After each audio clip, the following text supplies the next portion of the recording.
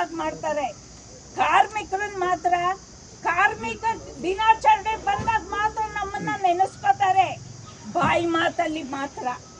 ಯಾವ ಕಾನೂನು ನಮ್ಮ ಪರವಾಗಿ ಮಾಡೋದಿಲ್ಲ, ನಮ್ಮ ಪರವಾಗಿ ಏನನ್ನು ಕೊಡೋದಿಲ್ಲ.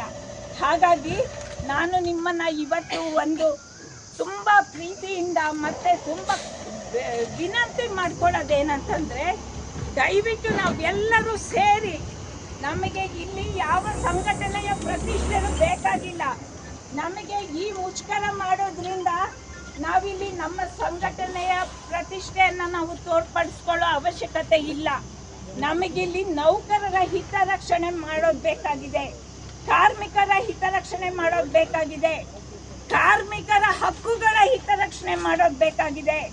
ಇವತ್ತು ಕಾರ್ಮಿಕರ ಹಕ್ಕುಗಳನ್ನು ನಾವು ಉಳಿಸ್ಕೊಳ್ಳಿಲ್ಲ, ರಕ್ಷಣೆ ಮಾಡ್ಕೊಳ್ಳಿಲ್ಲ ಅಂತಂದರೆ, ನಾನು ಮೊದಲೇ ಹೇಳ್ದಾಗೆ ನಾವು ಪ್ರಜಾಪ್ರಭುತ್ವದ ವ್ಯವಸ್ಥೆ ಒಳಗೇನೆ ಗುಲಾಮರಾಗ್ತೀವಿ, ಮತ್ತೆ ಮತ್ತೆ ಗುಲಾಮರಾಗಿ ಬದುಕಬೇಕಾಗತ್ತೆ.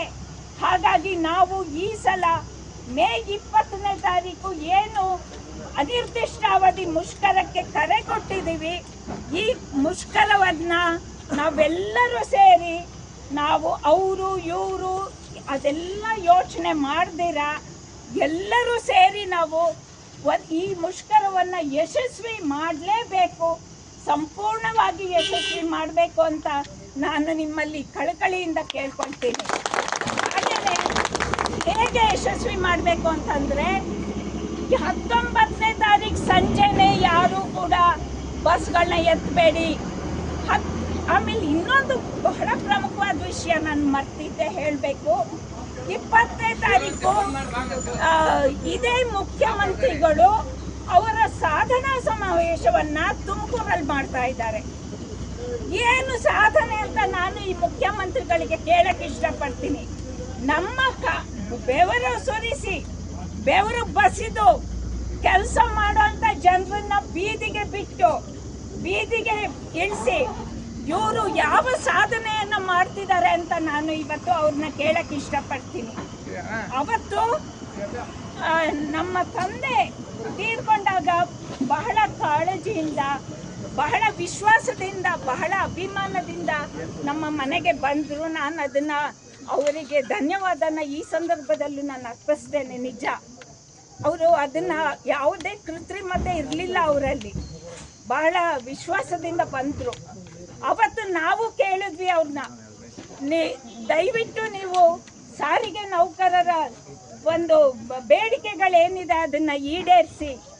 ಯಾಕೆಂದರೆ ನಮ್ಮ ತಂದೆ ಕೊನೆ ಗಳಿಗೆನಲ್ಲೂ ಅದನ್ನೇ ಯೋಚನೆ ಮಾಡ್ತಿದ್ರು ಅಂತ ನಾವು ಅವತ್ತು ಕೂಡ ಅವರನ್ನು ಕೇಳ್ಕೊಂಡ್ವಿ.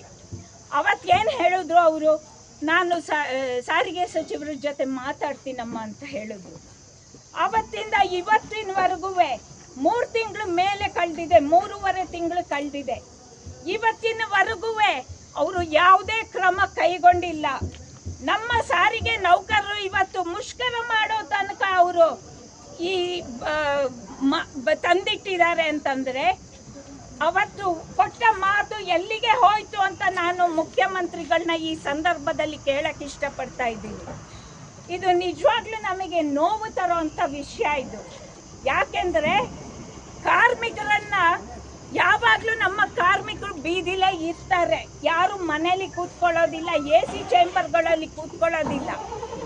ಆದರೆ ಇವತ್ತು ಅವರನ್ನು ಮುಷ್ಕರ ಮಾಡೋ ಅಂಥ ಸಂದರ್ಭನ ಅವರು ಉಂಟು ಮಾಡಿರೋದು, ಇದು ಅವರಿಗೆ ಒಳ್ಳೆಯದಲ್ಲ, ಅವರ ರಾಜಕೀಯ ಜೀವನಕ್ಕೆ ಒಳ್ಳೆಯದಲ್ಲ.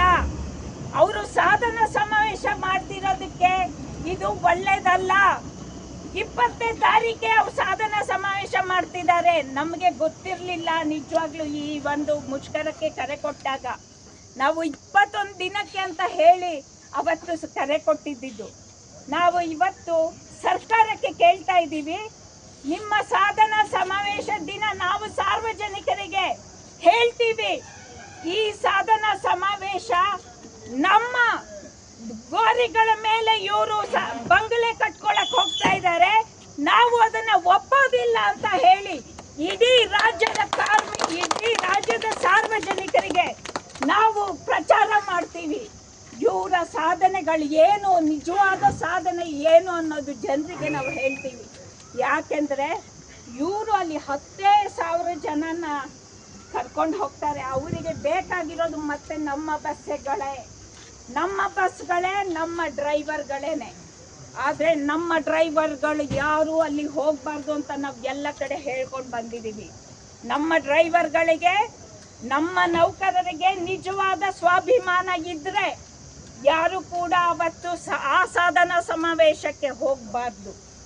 ಹೋದರೆ ನಿಜವಾಗ್ಲೂ ನಮಗೆ ಸ್ವಾಭಿಮಾನ ಇಲ್ಲ ಅಂತ ಅರ್ಥ. ನಮ್ಮ ಸ್ವಾಭಿಮಾನ ಬಿಟ್ಟು ಯಾರು ಕೂಡ ತುಮಕೂರಿನ ಸಾಧನಾ ಸಮಾವೇಶಕ್ಕೆ ಹೋಗಬಾರ್ದು ಅಂತ ನಾನು ಇಲ್ಲಿ ಕೇಳ್ಕೊಳ್ತಾ ಇದ್ದೀನಿ. ಯಾಕೆಂದರೆ ಅವ್ರು ಬಸ್ಗಳು ಕೇಳ್ತಾರೆ CCನಲ್ಲಿ, ಬೇಕಾಗಿಲ್ಲ ನಮಗೆ. ನಮ್ಮ ಜೀವನವನ್ನು ಹಾಳು ಮಾಡಿ ಅವರೆಂಥ ಸಾಧನೆ ಮಾಡೋದು, ಅವರೆಂಥ ಸಾಧನೆ ತೋರಿಸೋದಲ್ಲಿ. ಹಾಗಾಗಿ ನಾವಿವತ್ತು ಕೇಳ್ಕೊಳ್ತಾ ಇರೋದು ಈ 3 ಪ್ರಮುಖ ಬೇಡಿಕೆಗಳಿಗೆ ಅವರು ಸರಿಯಾಗಿ ಸ್ಪಂದಿಸಬೇಕು. ಕೋವಿಡ್ ಸಮಯದಲ್ಲೇ 15% ಕೊಟ್ಟಿದ್ರು. ಇವತ್ತು ಯಾವ ಕೋವಿಡು ಇಲ್ಲ. ಆದರೆ ಈ ಸರ್ಕಾರಕ್ಕೇನು ಕೋವಿಡ್ ಬಂದಿದೆಯಾ? ನಾಚಿಕೆ ಆಗೋದಿಲ್ವ ಇವ್ರಿಗೆ? ಇವತ್ತು ಇಷ್ಟು 7% ಅಂತಾರೆ, 3% ಅಂತಾರೆ, 1% ಅಂತಾರೆ. ನಾವೇನಿಲ್ಲಿ ಭಿಕ್ಷೆ ಬೇಡ್ತಾ ಇದ್ದೀವ? ಭಿಕ್ಷೆನೂ ಇವತ್ತು ನಾವು 100 ರೂಪಾಯಿ ಹಾಕುವಂಥ ಜನ ಇದ್ದಾರೆ. ಇವ್ರು ಇವತ್ತು 1% ಅಂತಾರೆ, 3% ಅಂತಾರೆ. ಇಲ್ಲಿ ಜೀವನ ಹೆಂಗೆ ಮಾಡೋದು ಬೆಂಗಳೂರಿನಲ್ಲಿ? ಒಂದ್ಸಲ ಅವರು ಇಲ್ಲಿ ಬೆಂಗಳೂರಿನಲ್ಲಿ ನಮ್ಮ ಥರ ಜೀವನ ಮಾಡಿ ತೋರಿಸ್ಲಿ, ಆಮೇಲೆ 1%, 3%, 5% ಹೇಳಿ. ಇವರ ಶಕ್ತಿ ಯೋಜನೆಗೆ ಆದಾಯ ತಂದ್ಕೊಡ್ತಿದ್ದೀವಿ ಅಂತ ಒಂದು ಕಡೆ ಹೇಳ್ತಾರೆ, ಆದಾಯ ಜಾಸ್ತಿ ಆಗಿದೆ ಶಕ್ತಿ ಯೋಜನೆಯಿಂದ ಅಂತ. ಇನ್ನೊಂದು ಕಡೆ ನಾವು ನೌಕರರಿಗೆ ವೇತನ ಹೆಚ್ಚಳ ಕೊಡಿ ಅಂದ ತಕ್ಷಣ ಇಲ್ಲ ನಷ್ಟ ಅಂತಾರೆ. ಯಾವುದನ್ನ ನಂಬಬೇಕು? ಹಾಗಾಗಿ ಸ್ನೇಹಿತರೆ, ನಾನು ನಿಮ್ಮನ್ನು ಮತ್ತೊಂದು ಸಲ ಕೇಳ್ಕೊಳ್ಳೋದೇನೆಂದರೆ, ದಯವಿಟ್ಟು ಈ 20ನೇ ತಾರೀಕು ಅನಿರ್ದಿಷ್ಟಾವಧಿ ಮುಷ್ಕರ ಏನಿದೆ ಅದನ್ನು ಸಂಪೂರ್ಣವಾಗಿ ನೀವೆಲ್ಲರೂ ಯಶಸ್ವಿ ಮಾಡಬೇಕು. ಹಾಗೇನಾದರೂ ಸರ್ಕಾರಕ್ಕೆ ನಿಜವಾಗ್ಲೂ ಮನಸ್ಸಿದ್ರೆ, ಕಾರ್ಮಿಕರ ಬಗ್ಗೆ ಒಲವಿದ್ರೆ, ಕಾರ್ಮಿಕರ ಬಗ್ಗೆ ಕಾಳಜಿ ಇದ್ದರೆ ನಮ್ಮ ಬೇಡಿಕೆಗಳನ್ನು ಅದಕ್ಕೆ ಸ್ಪಂದಿಸಬೇಕು. ಅದು ಸ್ಪಂದಿಸಿ ಇದಕ್ಕೆ ಮುಂಚೆನೇ ಏನಾದರೂ ಒಂದು ಒಳ್ಳೆ ರೀತಿಯಲ್ಲಿ ಏನಾದರೂ ವೇತನ ಹೆಚ್ಚಳ ಮಾಡ್ತು ಅಂದರೆ ನಾವೇನು ಮುಷ್ಕರಕ್ಕೆ ಹೋಗೋ ಅಗತ್ಯ ಇರೋದಿಲ್ಲ.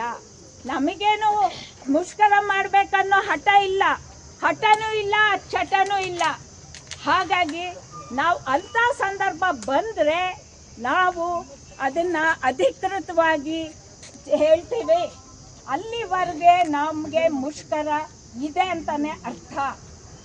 ನೀವು ಯಾರೂ ಕೂಡ ವಾಟ್ಸಪ್ ಯೂನಿವರ್ಸಿಟಿಗಳಲ್ಲಿ ಬರೋ ಅಂಥ ಊಹಾಪೋಹಗಳಿಗೆ, ಗಾಳಿ ಸುದ್ದಿಗಳಿಗೆ ಅದಕ್ಕೆ ಬೆಲೆ ಕೊಡಬೇಡಿ, ಅವುಗಳನ್ನ ನಂಬಬೇಡಿ. ನಾವು ಅಧಿಕೃತವಾಗಿ ಜಂಟಿ ಕ್ರಿಯಾ ಸಮಿತಿಯಿಂದ ಹೇಳುವವರೆಗೂ ನೀವು ಮುಷ್ಕರದ ತಯಾರಿಯಲ್ಲಿ ಇರಿ ಅಂತ ಹೇಳ್ತಾ, 15ನೇ ತಾರೀಕು ಏನು ಸಿದ್ಧತಾ ಸಭೆ ಇದೆ, ಸಮಾವೇಶ ಇದೆ, ಅದಕ್ಕೆ ಸಾಧ್ಯವಾದಷ್ಟು ಜನ ಯಾರ್ಯಾರು ನಿಮ್ಮದು ವೀಕ್ಲಿ ಆಫ್ ಇರುತ್ತೆ, ಆಮೇಲೆ ಯಾರ್ಯಾರು ಮಧ್ಯಾಹ್ನ ಇಳಿತೀರ ಬಸ್ಸಿಂದ, ಅವರೆಲ್ಲರೂ ಬನ್ನಿ. ಸರ್ಕಾರಕ್ಕೆ ಒಂದು ಸಂದೇಶ ಹೋಗಬೇಕು, ಇಷ್ಟೆಲ್ಲ ತಯಾರಿ ಆಗ್ತಿದೆ ಅಂತ. ಯಾಕೆಂದರೆ ಯಾವಾಗಲೂ ಒಂದು ಮಾತಿರುತ್ತೆ, BMTCನಲ್ಲಿ ಮಾತ್ರ ಸ್ಟ್ರೈಕ್ ಆಗಲ್ಲ ಅಂತ. ಆದರೆ ನಾವು ಈ ಸಲ ತೋರಿಸ್ಬೇಕು, ಇಲ್ಲ BMTCನಲ್ಲೂ ಸ್ಟ್ರೈಕ್ ಮಾಡ್ತೀವಿ ಅಂತ. ಹಾಗಾಗಿ ನಾವೆಲ್ಲರೂ ಕೂಡ ಈ ಸಲ BMTCನಲ್ಲಿ ಸ್ಟ್ರೈಕ್ ಮಾಡೇ ಮಾಡ್ತೀವಿ. ಯಾಕೆಂದರೆ ನಮಗೂ ಕೂಡ ಕಾರ್ಮಿಕರ ಹಕ್ಕುಗಳನ್ನ ಉಳಿಸ್ಕೊಳ್ಳೋ ಅಂಥದ್ದು ಬೇಕೇ ಬೇಕು ಅಂತ ಹೇಳಿ ನಾವು ತೋರಿಸ್ಬೇಕಾಗತ್ತೆ. ನಾವು ಕೂಡ ಕಾರ್ಮಿಕರ ಒಗ್ಗಟ್ಟನ್ನು ಕಾಪಾಡೋಣ ಅಂತ ಹೇಳಿ ನನ್ನ ಮಾತುಗಳನ್ನ ಇಷ್ಟೊತ್ತು ನಿಂತ್ಕೊಂಡು ನೀವು ಆಲಿಸಿದ್ದಕ್ಕೆ ನಿಮ್ಮೆಲ್ಲರಿಗೂ ಧನ್ಯವಾದ ಹೇಳಿ ಪ್ರಮುಖ ಬೇಡಿಕೆಗಳಿದ್ವು, ಅದನ್ನು ನಾವು ಸಚಿವರ ಮುಂದೆ ಕೂಡ ಹೇಳಿದ್ವಿ.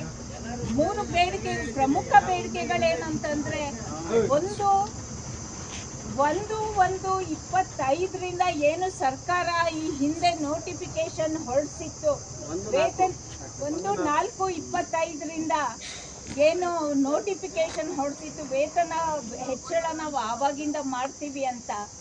ಆದರೆ ನಾವು ಅದನ್ನು ಒಪ್ಪಿರಲಿಲ್ಲ, ನಾವು ಯಾರೂ ಕೂಡ ಒಪ್ಪಿರಲಿಲ್ಲ. ಯಾಕೆಂದರೆ ನಮ್ಮ ಸಾರಿಗೆ ಸಂಸ್ಥೆನಲ್ಲಿ ಹಿಂದಿನಿಂದನೂ ಕೂಡ ಒಂದು 4-5 ದಶಕಗಳಿಂದನೂ ಕೂಡ 4 ವರ್ಷಕ್ಕೊಮ್ಮೆ ಒಂದು ಕೈಗಾರಿಕಾ ಒಪ್ಪಂದ ಆಗಿತ್ತು. ಆ ಕೈಗಾರಿಕಾ ಒಪ್ಪಂದದ ಪ್ರಕಾರ 4 ವರ್ಷಕ್ಕೊಮ್ಮೆ ವೇತನ ಹೆಚ್ಚಳ ಆಗಬೇಕು ಅನ್ನೋದು ನಮ್ಮ ಆ ಒಪ್ಪಂದದ ಪ್ರಕಾರ ಆಗಿತ್ತು. ಹಾಗಾಗಿ ನೀವು 4 ವರ್ಷಕ್ಕೆ ಒಂದ್ಸಲ ಈ ವೇತನ ಹೆಚ್ಚಳ ಮಾಡಬೇಕು ಅಂತ ನಾವು ಸರ್ಕಾರವನ್ನು ಮತ್ತು ಮ್ಯಾನೇಜ್ಮೆಂಟಿಗೆ ನಾವು ಹೇಳಿದ್ವಿ. ಆದರೆ ಸರ್ಕಾರ ಮಾತ್ರ ಇದನ್ನು ವೈಲೇಟ್ ಮಾಡಿ, ಇದನ್ನು ಉಲ್ಲಂಘನೆ ಮಾಡಿ, ಇಲ್ಲ ನಾವು 1/4/2025 ನಾವು ವೇತನ ಹೆಚ್ಚಳ ಮಾಡ್ತೀವಿ ಅಂತ ಹೇಳಿ ಏಕಪಕ್ಷೀಯವಾಗಿ ನಮ್ಮ ಜೊತೆ ಮಾತುಕತೆ ಮಾಡ್ದೇ ನೋಟಿಫಿಕೇಶನ್ ಹೊರಡಿಸ್ಬಿಡ್ತು ಫೆಬ್ರವರಿ 18ನೇ ತಾರೀಕು. ಹಾಗಾಗಿ ನಾವು ಅದನ್ನು ಒಪ್ಪಕ್ಕೆ ಸಾಧ್ಯ ಇಲ್ಲ ಅಂತ ಕೂಡ ನಾವು 29ನೇ ತಾರೀಕು ಮೀಟಿಂಗಲ್ಲಿ ನಾವು ಪದೇ ಪದೇ ಹೇಳ್ತಾನೆ ಇದ್ವಿ. 29ನೇ ತಾರೀಕು ಮೀಟಿಂಗಲ್ಲೂ ಹೇಳಿದ್ವಿ ಸಚಿವರಿಗೆ. ಅದಕ್ಕೆ ಅವ್ರೇನು ಹೇಳಿದ್ರು, ಇಲ್ಲ ಇದು ಸರ್ಕಾರ ಮಾಡಿರೋದ್ರಿಂದ ನಾನು ಮುಖ್ಯಮಂತ್ರಿಗಳ ಜೊತೆ ಮಾತಾಡಬೇಕಾಗತ್ತೆ ಅಂತ ಅಂದರು. ಆಮೇಲೆ ಇನ್ನೊಂದು ವಿಷಯ, ನಾವು 25% ವೇತನ ಹೆಚ್ಚಳ ಕೇಳಿದ್ವಿ. ಯಾಕೆಂತಂದರೆ ಇವತ್ತು ಎಲ್ಲರಿಗೂ ಗೊತ್ತಿರೋ ಹಾಗೆ ಬೆಲೆ ಏರಿಕೆ ಎಲ್ಲವೂ ಜಾಸ್ತಿ ಆಗ್ತಾನೇ ಇದೆ. ಆಮೇಲೆ ನಾವು ಇದು ಹೇಳಿದ್ದು 2 ವರ್ಷದ ಹಿಂದೆ ಈ ಬೇಡಿಕೆ ಇಟ್ಟಿದ್ವಿ. 2 ವರ್ಷದ ಹಿಂದ ಇವತ್ತಿನವರೆಗೂ ಪ್ರತಿಯೊಂದು ವಸ್ತುವಿನ ಬೆಲೆ ಎಷ್ಟು ಜಾಸ್ತಿ ಆಗಿದೆ ಅನ್ನೋದು ಎಲ್ಲರಿಗೂ ಗೊತ್ತಿರೋ ಅಂಥದ್ದೇನೆ. ಆಮೇಲೆ ಇವತ್ತು ಯುದ್ಧ ಅದು ಇದು ಅಂತ ಹೇಳಿ ಎಲ್ಲಾದ್ರೂ ಬೆಲೆ ಜಾಸ್ತಿ ಆಗ್ತಾ ಇದೆ. ಮತ್ತು ಬೆಂಗಳೂರಿನಲ್ಲಂತೂ ಮನೆ ಬಾಡಿಗೆ ಎಷ್ಟು ಜಾಸ್ತಿ ಆಗಿದೆ ಅನ್ನೋದು ನಾವಿಲ್ಲಿ ಅನುಭವಿಸಿದವರಿಗೆ ಗೊತ್ತಿರೋ ಅಂಥದ್ದು. ಹಾಗಾಗಿ ನಾವು ಅದನ್ನು ಸಾರಿಗೆ ಸಚಿವರ ಗಮನಕ್ಕೂ ತಂದ್ವಿ. ನೋಡಿ ಸರ್, ಹೀಗಾಗ್ತಾ ಇದೆ, ಜನರು ಕಷ್ಟಪಡ್ತಾ ಇದ್ದಾರೆ. ಆಮೇಲೆ ಇನ್ನೊಂದು ಶಕ್ತಿ ಯೋಜನೆನ ನೀವು ಸರ್ಕಾರದವರು ಅದನ್ನು ಅನುಷ್ಠಾನ ಮಾಡಿದ್ರಿ. ನಿಮ್ಮ ಗ್ಯಾರಂಟಿ ಯೋಜನೆ ಅಂತ, ಮೊದಲನೇ ಗ್ಯಾರಂಟಿ ಯೋಜನೆ ಅಂತ ತಂದಿದ್ದು ನೀವು ಶಕ್ತಿ ಯೋಜನೆ. ಆ ಶಕ್ತಿ ಯೋಜನೆ ನೀವು ತಂದ್ರಿ, ಆದರೆ ಅದನ್ನು ಜಾರಿ ಮಾಡ್ತಾ ಇರೋದು ನಮ್ಮ ಸಾರಿಗೆ ನೌಕರರು. ಹಾಗಾಗಿ ನಿಮಗೆ ಹೆಸರು ಕೊಟ್ಟವರು ನಮ್ಮ ಸಾರಿಗೆ ನೌಕರರು. ಅದು ಕಂಡಕ್ಟರ್ಗಳಾಗಿರ್ಬೋದು, ಡ್ರೈವರ್ಗಳಾಗಿರ್ಬೋದು, ಮೆಕ್ಯಾನಿಕ್ಗಳಾಗಿರ್ಬೋದು, ಇನ್ಯಾವುದೇ ಸ್ಟಾಫ್ ಆಗಿರ್ಬೋದು. ಈ 3 ನೌಕರರು ದಿನ ಹಗಲು ರಾತ್ರಿ ಅಂತ ಇಲ್ಲ, ಅವರ ಜೀವನ ಒತ್ತೆ ಇಟ್ಟು ಅವರು ಕೆಲಸ ಮಾಡ್ತಾ ಇದ್ದಾರೆ ಅಂತ ಅಂದಾಗ ಸಾರಿಗೆ ಸಚಿವರು ಏನು ಹೇಳಿದ್ರು, ಹೌದು ನಾವು ಅವ್ರನ್ನ ಭೇಟಿಯಾದಾಗಲೆಲ್ಲ ಇದನ್ನು ಹೇಳ್ತಿದ್ದೀವಿ, ಮುಖ್ಯಮಂತ್ರಿಗಳನ್ನ ಭೇಟಿಯಾದಾಗಲೂ ಹೇಳಿದ್ದೀವಿ. ಅವ್ರೇನು ಹೇಳ್ತಾರೆ, ಹೌದು ಅದನ್ನು ನಾವು ಒಪ್ಕೋತೀವಿ, ಖಂಡಿತವಾಗ್ಲೂ ಅವರ ಕೊಡುಗೆನ ನಾವು ಒಪ್ಕೋತೀವಿ ಅಂತ. ಅದಕ್ಕೆ ನಾವೇನು ಹೇಳಿದ್ದು, ನೀವು ಒಪ್ಕೋತೀರಾ ಸರಿ, ಬಾಯಿ ಮಾತಲ್ಲಿ ಅದನ್ನು ಒಪ್ಕೋತೀರಾ, ಆದರೆ ಅದನ್ನು ನೀವು ಕೊಡಬೇಕಾಗಿರೋದು, ಅದನ್ನು ಒಪ್ಕೋಬೇಕಾಗಿರೋದು ಅವರ ವೇತನ ಹೆಚ್ಚಳ ಮಾಡೋದ್ರ ಮೂಲಕ. ಬರೀ ಬಾಯಿ ಮಾತಲ್ಲಿ ಅದನ್ನು ಒಪ್ಕೊಂಡ್ರೆ ಸಾಕಾಗೋದಿಲ್ಲ, ಅದು ಅವ್ರ ಹೊಟ್ಟೆ ತುಂಬಿಸೋದಿಲ್ಲ, ಅವ್ರ ಮಕ್ಕಳು ಫೀಸ್ ಕಟ್ಟಕ್ಕೆ ಅದು ಸಾಧ್ಯ ಆಗೋದಿಲ್ಲ, ಅವ್ರ ಮಕ್ಕಳು ಅವ್ರ ಮನೆ ಬಾಡಿಗೆ ಕಟ್ಟಕ್ಕೆ ಅದು ಸಾಧ್ಯ ಆಗೋದಿಲ್ಲ ನಿಮ್ಮ ಹೊಗಳಿಕೆ. ಹಾಗಾಗಿ ನೀವಿವತ್ತು ನಾವು ಕೇಳ್ತಾ ಇರೋಂಥ ವೇತನ ಹೆಚ್ಚಳನ ನೀವು ಕೊಡಬೇಕಾಗತ್ತೆ. ಆಮೇಲೆ ನಾವು ಕೇಳ್ತಿರೋಂಥ ಬೇಡಿಕೆಗಳನ್ನ ನೀವು ಮಾಡಬೇಕಾಗತ್ತೆ ಅಂತ. ಸೊ ಇನ್ನೊಂದು 3ನೇದೇನೆಂದರೆ ಅರಿಯರ್ಸ್. ನಾವು ಕೇಳ್ತಾ ಇರೋಂಥದ್ದು 38 ತಿಂಗಳ ಅರಿಯರ್ಸು. ನೀವು ನಿಮ್ಮ ಸರ್ಕಾರಕ್ಕೆ ಹೇಳ್ತಾ ಇರೋದು, ನೀವು 26 ತಿಂಗಳು ಅರಿಯರ್ಸ್ ಕೊಡ್ತೀವಿ ಅಂತ ಹೇಳಿ ಏಕಪಕ್ಷೀಯವಾಗಿ ನೀವು ಅದನ್ನು ನೋಟಿಫಿಕೇಶನ್ ಮಾಡಿದ್ದೀರಾ. ನಮ್ಮ ಯಾರ ಜೊತೆ, ನೌಕರರ ಜೊತೆ ನೀವು ಮಾತಾಡಿಲ್ಲ, ನೌಕರರನ್ನು ಪ್ರತಿನಿಧಿಸುವಂಥ ಸಂಘಟನೆಗಳ ಜೊತೆ ನೀವು ಮಾತಾಡಿಲ್ಲ. ನೀವು 26 ತಿಂಗಳಿಗೆ ಕೊಡ್ತೀವಿ ಅಂತ ಹೇಳಿದ್ದೀರಾ. ನಾವು ಅದಕ್ಕೇನು ಕೇಳ್ತಿದ್ದೀವಿ, ಆಯಿತು ಸರ್ಕಾರದ ಹತ್ರ ನೀವು 26 ತಿಂಗಳಿಗೆ ಆಗೋಷ್ಟು ಹಣ ಇದೆ ಅಂತಂದರೆ, ಇನ್ನು ಒಂದು 12 ತಿಂಗಳದ್ದು ಅಂದರೆ ಕೋವಿಡ್ ಸಂದರ್ಭದಲ್ಲಿ ಏನು ನಮ್ಮ ಜನ ಕೆಲಸ ಮಾಡಿದ್ದಾರೆ, ಆ ದುಡ್ಡು ಬರಬೇಕಾಗಿರೋದು, ನಮ್ಮ ಜನರು ಕೆಲಸ ಮಾಡಿದ್ದಕ್ಕೆ ಬರಬೇಕಾಗಿರೋಂಥ ದುಡ್ಡು, ಅದನ್ನು ಕನಿಷ್ಠ ನೀವು ಮ್ಯಾನೇಜ್ಮೆಂಟ್ನವ್ರು, ಈ 4 ನಿಗಮಗಳ ಮ್ಯಾನೇಜ್ಮೆಂಟ್ನವ್ರು ಭರಿಸ್ಕೊಳ್ಳಿ. ಅದೇನು ತುಂಬ ದೊಡ್ಡ ಮೊತ್ತ ಅಲ್ಲ. ನೀವು 4 ನಿಗಮಗಳ ಮ್ಯಾನೇಜ್ಮೆಂಟ್ ನೀವು ಹಂಚ್ಕೊಂಡ್ರೆ ಬಹಳ ಕಡಿಮೆ ಮೊತ್ತ ಆಗುತ್ತೆ. ಆಮೇಲೆ ಅದು ಕೋವಿಡ್ ಸಂದರ್ಭದಲ್ಲಿ ಬೇರೆ ಎಲ್ಲ ಇಲಾಖೆಗಳಿಗೆ ಅಥವಾ ಬೇರೆ ಎಲ್ಲ ನಿಗಮಗಳಿಗೆ ನೀವು ಕೊಟ್ಟಿದ್ದೀರ ಸರ್ಕಾರ. ಅವತ್ತು ನಮ್ಮ ಸಾರಿಗೆ ನೌಕರರು ಸಾಕಷ್ಟು ಕೆಲಸ ಮಾಡಿದ್ದಾರೆ. ಅವ್ರು ಯಾರೂ ವರ್ಕ್ ಫ್ರಮ್ ಹೋಮ್ ಅಂತ ಮನೇಲಿ ಕೂತ್ಕೊಂಡು ಕೆಲಸ ಮಾಡಿಲ್ಲ ಅಥವಾ ಮನೇಲಿ ಇದ್ದಿಲ್ಲ. ಅವರು ಎಲ್ಲರೂ ಬಸ್ಗಳಿಗೆ ಬಂದಿದ್ದಾರೆ, ಅಲ್ಲಿ ಕೆಲಸ ಮಾಡಿದ್ದಾರೆ, ಜನರ ಜೊತೆ ನೇರ ಸಂಪರ್ಕದಲ್ಲಿದ್ದಾರೆ. ಅವರು ಎಷ್ಟೋ ಜನ ಅವರ ಜೀವ ತೆಗೆದಿದ್ದಾರೆ ಸಂಸ್ಥೆಗೋಸ್ಕರ ಮತ್ತು ಸಾರ್ವಜನಿಕರಿಗೋಸ್ಕರ, ಸಮಾಜಕ್ಕೋಸ್ಕರ ಅವ್ರ ಜೀವ ಕೊಟ್ಟಿದ್ದಾರೆ. ಹೀಗಿರುವಾಗ ನೀವು ಆ 1 ವರ್ಷದ ಅರಿಯರ್ಸ್ನ ಅವ್ರಿಗೆ ಕೊಡಲ್ಲ ಅಂತಂದ್ರೆ ನೀವು ನಮ್ಮ ಸಂಸ್ಥೆಗೆ, ನಮ್ಮ ನೌಕರರಿಗೆ ಮಾಡ್ತಿರೋಂಥ ದೊಡ್ಡ ಅನ್ಯಾಯ ಅಂತ ಹೇಳಿ ನಾವು ಸಾರಿಗೆ ಸಚಿವರಿಗೆ ಕೂಡ ಹೇಳಿದ್ದೀವಿ. ಹಾಗಾಗಿ ಮತ್ತೆ ಆ ಸಮಯದಲ್ಲಿ ನೀವು ಪರಿಹಾರ ಕೂಡ ಕೊಟ್ಟಿಲ್ಲ. ಆ ಕುಟುಂಬಗಳಿಗೆ ಯಾರು ಪ್ರಾಣ ಕಳ್ಕೊಂಡಿದ್ದಾರೆ ಅವರ ಕುಟುಂಬಗಳಿಗೆ ಪರಿಹಾರ ಕೊಟ್ಟಿಲ್ಲ. ಹಾಗಾಗಿ ನೀವು ತುಂಬ ಅನ್ಯಾಯ ಮಾಡಿದ್ದೀರಾ. ಯಾರು ಶಕ್ತಿ ಯೋಜನೆನ ಜಾರಿ ಮಾಡಿದ್ದಾರೆ ಅಂತ ನೌಕರರಿಗೆ, ಆಮೇಲೆ ನಿಮಗೆ ಪ್ರತಿಷ್ಠೆಯನ್ನು ತಂದುಕೊಟ್ಟಿದ್ದಾರೆ ಇಡೀ ಜಗತ್ತಿನಾದ್ಯಂತ, ಅವ್ರಿಗೆ ನೀವು ಯಾವುದೇ ಪ್ರತಿಫಲವನ್ನು ಕೊಟ್ಟಿಲ್ಲ. ಯಾವುದೇ ಥರದ್ದು ನೀವು ಏನೋ ಅವರಿಗೆ ವೇತನ ಹೆಚ್ಚಳ ಮಾಡ್ತಾ ಇಲ್ಲ. ನಿಮಗೆ ಬೇಕಾದ ಹಾಗೆ ಅವ್ರನ್ನ ನೋಡ್ಕೋತಾ ಇದ್ದೀರಾ. ಅವರು ಗುಲಾಮರಲ್ಲ. ನಮ್ಮ ಸಾರಿಗೆ ನೌಕರರು ಗುಲಾಮರಲ್ಲ. ನಮ್ಮ ಸಾರಿಗೆ ನೌಕರರು ಕಾರ್ಮಿಕರು. ಅವರು ಈ ದುಡಿಯುವ ಕೈಗಳಿಗೆ ನೀವು ಶಕ್ತಿ ಕೊಡಬೇಕು. ಶಕ್ತಿ ಹೇಗೆ ಕೊಡ್ತೀರಾ ಅಂತಂದರೆ ಅವರು ದುಡಿಯೋದಕ್ಕೆ ಸರಿಯಾಗಿ ವೇತನ ಕೊಡಬೇಕು. ಅವರಿಗೆ ನೀವು ಅವರು ಮುಷ್ಕರ ಮಾಡ್ತಾರೆ ಅಂದರೆ ಅದು ಅವರ ಸಾಂವಿಧಾನಿಕ ಹಕ್ಕು. ಅದು ಮುಷ್ಕರ ಯಾಕೆ ಮಾಡ್ತಿದ್ದಾರೆ ಅಂದರೆ ಸುಮ್ಮನೆ ಮಾಡ್ತಾ ಇಲ್ಲ. 2.5 ವರ್ಷಗಳಿಂದ ಮಾತುಕತೆ ಮಾಡಿ ಅದು ವಿಫಲವಾದಾಗ, ನಮ್ಮ ಬೇಡಿಕೆಗಳನ್ನ ನೀವು ಇತ್ಯರ್ಥಪಡಿಸದೇ ಇದ್ದಾಗ ಕೊನೆಯದಾಗಿ ಕಾನೂನಾತ್ಮಕವಾಗಿ 21 ದಿನ ನೋಟಿಸ್ ಕೊಟ್ಟು ಮುಷ್ಕರಕ್ಕೆ ಹೋಗ್ತಾ ಇರೋದು. ಈ ಮುಷ್ಕರ ಕೂಡ ಕಾರ್ಮಿಕರ ಜನ್ಮಸಿದ್ಧ ಹಕ್ಕು ಅನ್ನೋದನ್ನ ನೀವು ಅರ್ಥಕೋಬೇಕು. ನಾವು ಈ ಸಂದರ್ಭದಲ್ಲಿ ಮುಖ್ಯಮಂತ್ರಿಗಳಿಗೆ ಹೇಳ್ತಾ ಇರೋದು, ನೀವು ಕೂಡ ಒಬ್ರು ಲಾಯರು, ನಿಮಗೆ ಕಾರ್ಮಿಕ ಕಾನೂನುಗಳು ಮತ್ತು ಕಾರ್ಮಿಕರ ಹಕ್ಕುಗಳು ಚೆನ್ನಾಗಿ ಗೊತ್ತಿದೆ ಸ್ವಾಮಿ. ಹಾಗೇನೆ ನಿಮಗೆ ಸಂವಿಧಾನ ಕೂಡ ಚೆನ್ನಾಗಿ ಗೊತ್ತಿದೆ ಅಂತ ನಾವು ಅನ್ಕೊಂಡಿದ್ದೀವಿ. ಯಾಕೆಂದ್ರೆ ನೀವು ಯಾವಾಗಲೂ ಕೂಡ ಸಂವಿಧಾನದ ಬಗ್ಗೆ ಮಾತಾಡ್ತೀರಾ, ಪ್ರಜಾಪ್ರಭುತ್ವದ ಬಗ್ಗೆ ಮಾತಾಡ್ತೀರಾ, ಪ್ರಜಾಪ್ರಭುತ್ವದ ಹಕ್ಕುಗಳ ಬಗ್ಗೆ ಮಾತಾಡ್ತೀರಾ, ಸಂವಿಧಾನವನ್ನ ಎಲ್ಲ ಕಡೆ ಪ್ರಚಾರ ಮಾಡ್ತಿದ್ದೀರಾ. ಸಂತೋಷ, ನಮಗೂ ಅದೇ ಬೇಕಾಗಿರೋದು. ನಮ್ಮ ಸಂವಿಧಾನದ ಹಕ್ಕುಗಳನ್ನು ನಾವಿವತ್ತು ರಕ್ಷಣೆ ಮಾಡ್ಕೊಳ್ಳಕ್ಕೆ ಹೊರಟಿದ್ದೀವಿ. ಸಂವಿಧಾನದ ಹಕ್ಕುಗಳಲ್ಲಿ ಘನತೆಯ ಬದುಕಿನ ಹಕ್ಕು ಕೂಡ ಒಂದು. ನಾವಿವತ್ತು ಘನತೆಯ ಬದುಕನ್ನು ನಾವು ಬದುಕಬೇಕಾದ್ರೆ ನಮಗೆ ಸರಿಯಾದ ವೇತನ ಬೇಕಾಗಿದೆ. ನಮಗಿವತ್ತು ಬರೋ ವೇತನದಲ್ಲಿ, ಬರೋ ಸಂಬಳದಲ್ಲಿ ನಾವು ಬದುಕೋದು ತುಂಬ ಕಷ್ಟ ಆಗಿದೆ.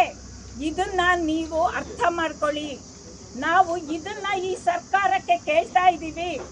ಸರ್ಕಾರ ಏಕಪಕ್ಷೀಯವಾಗಿ ತಮಗೆ ಇಷ್ಟ ಬಂದ ಹಾಗೆ ಏನಾದರೂ ಒಂದು ನೋಟಿಫಿಕೇಶನ್ ಹೊರಡಿಸೋದು ಅದು ಸರಿಯಾದ ಕ್ರಮವಲ್ಲ. ಯಾಕೆಂದರೆ ಇಲ್ಲಿ ಸಂಘಟನೆಗಳಿವೆ, ಕಾರ್ಮಿಕ ಸಂಘಟನೆಗಳಿವೆ, ಮಾನ್ಯತೆ ಪಡೆದಂಥ ಸಂಘಟನೆಗಳಿವೆ, ಒಂದು ವೇದಿಕೆ ಮಾಡಿಕೊಂಡು ಹೋರಾಟ ಮಾಡ್ತಿರೋಂಥ ಸಂಘಟನೆಗಳಿವೆ. ನಮ್ಮ ಹೋರಾಟಕ್ಕೆ ನೀವು ಒಂದು ಮಾನ್ಯತೆ ಕೊಡಿ.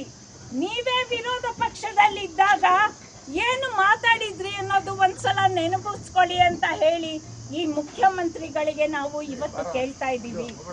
ಹಾಗಾಗಿ ನಾವು ಇವತ್ತು ಈ ಮುಷ್ಕರವನ್ನ ಯಾಕೆ ಮಾಡ್ತಾ ಇದ್ದೀವಿ ಅಂತಂದ್ರೆ, ನಾವು ಕಾರ್ಮಿಕರ ಹಕ್ಕುಗಳನ್ನು ನಾವು ಉಳಿಸ್ಕೊಳ್ಳಕ್ಕೆ, ಅದನ್ನ ರಕ್ಷಿಸ್ಕೊಳ್ಳಕ್ಕೆ ಮಾಡ್ತಾ ಇದ್ದೀವಿ. ಇಲ್ಲ ಅಂತಂದ್ರೆ ಇದು ಬರೀ ವೇತನಕ್ಕೋಸ್ಕರ ಮಾಡ್ತಿರೋದಲ್ಲ, ಇದು ಬರೀ ವೇತನಕ್ಕೋಸ್ಕರ ಮಾಡ್ತಾ ಇರೋದಲ್ಲ ಅನ್ನೋದು ಅರ್ಥ ಮಾಡ್ಕೊಳ್ಬೇಕು ನನ್ನ ಸ್ನೇಹಿತರೆ.